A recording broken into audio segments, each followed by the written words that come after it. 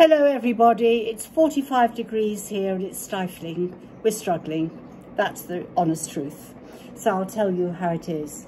I hope you don't mind the fan going round overhead, but I have to have some sort of ventilation in here to survive. Yesterday, you will know, those of you that are in Morocco, was Eid, and today is the day after Eid. And the men who work here, all of them, they have 5 days holiday. So life feels quite difficult for Charles and I. And historically, during Eid, it's been a nightmare because we've had to step up, brush the stables, get things done. But I have to say, today is a tribute to the men who work with the donkeys here. And I'll tell you why in a minute. Firstly, I want to say to you, of course, you know we come from England. We're not Muslims. And I have to say that we respect all the Muslims who work for us, and all our staff are Muslim. And we respect their celebration of Eid, as many of us in the West celebrate Christmas. It's always been personally quite difficult for Charles and I because it involves the slaughter of the sheep. And I'm not making any judgment about that, except we keep ourselves quite distant from it. It's not something that we would want to be involved in. And with credit to the men who work for us, that they never bring us gifts from Eid. They don't bring us meat or anything from the sheep. And I just want to say that I know that there is a mass slaughter on the day of Eid, and it's concerned me for many years. But what I do know is that families, particularly here out in the country, they have a special skill of slaughter. And I'm not saying I necessarily agree with it, but don't make a judgment over that.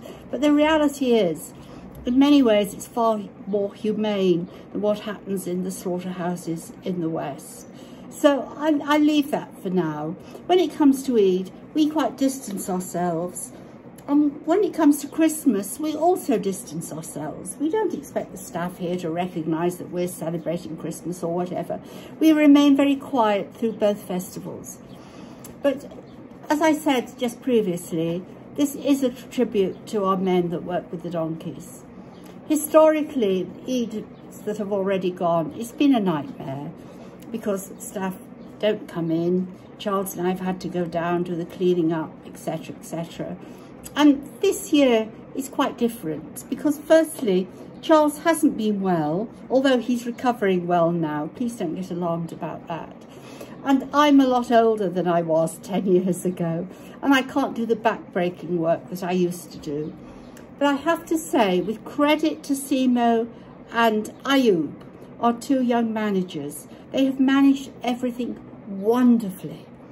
And the donkey men, as I call them, have come in shifts over Eid and made sure that the donkeys are watered, fed, they're cleaned. And that's really difficult in heat of 45 degrees. So I am eternally grateful to them.